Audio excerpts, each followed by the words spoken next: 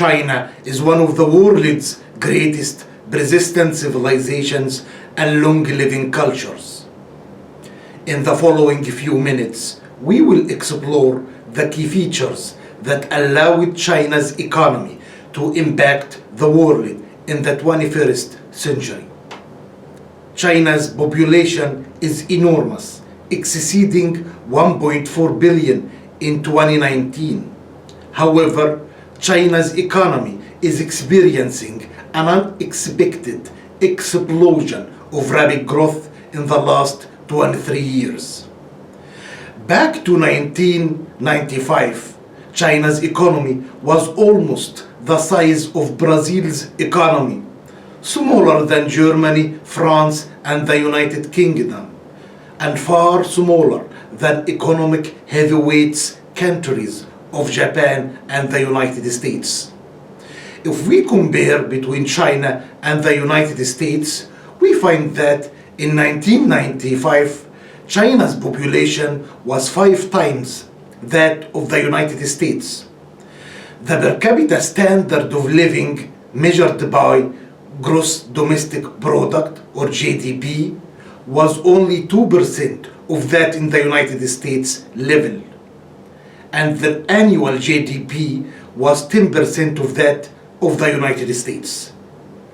At that time, in 1995, most American economists believed that it was impossible for the Chinese economy to catch up with the American economy. In the contrary to what was expected, China had exceptionally and extremely rapid economic growth. This was good news to Chinese people. As you can see in the graph, by 2018, their standard of living measured by per capita GDP has raised 20 times, and their annual GDP became 65% of that in the United States. And the Chinese economy became the second largest world economy. The gap between the US and China's economy is getting smaller and smaller. China's path to economic development is largely based on 5 strategy changes, starting from 1978, including the first strategy is freeing up agriculture from government control. In 1978, the Chinese central government allowed farmers to change from large-scale units of collective farming, or what is called people's communes, to do what they wish.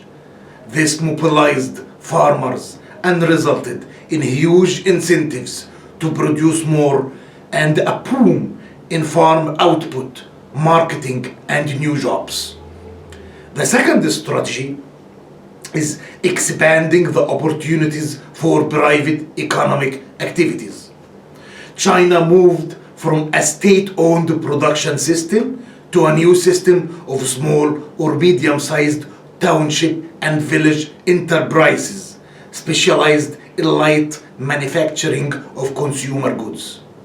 Allowing the spirit of these township and village industrial companies employed many people and grew explosively, resulting in a great leap forward and a great take-off in production and manufacturing. The third strategy is China opened its doors to direct foreign investment. Foreign trade and investment were discouraged by old communist system in China, but the new system allowed a more free trade and a capital by allowing thousands of companies to import and export, and welcoming foreign investors, especially from Taiwan, Hong Kong, and East Asia. Moreover, specialized economic zones were established all over China to encourage investment, and China became more engaged with the global economy. The fourth strategy is the readiness for reform. China struggled and faced many reform problems, as a result of bureaucracy, corruption, and economic orientation of the old political control. And the Chinese people were very poor.